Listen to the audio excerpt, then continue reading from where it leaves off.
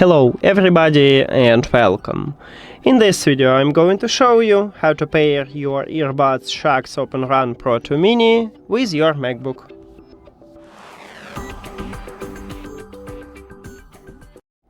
You have to start by press one time at the Bluetooth button at the top, but if you don't have this icon, just go to the control panel and click at the Bluetooth here.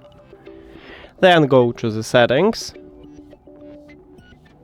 And now, your headphones should be turned off, and after that, at the right headphone at the bottom we have power button. You need to press and hold this button until the LED lights start blinking blue and red.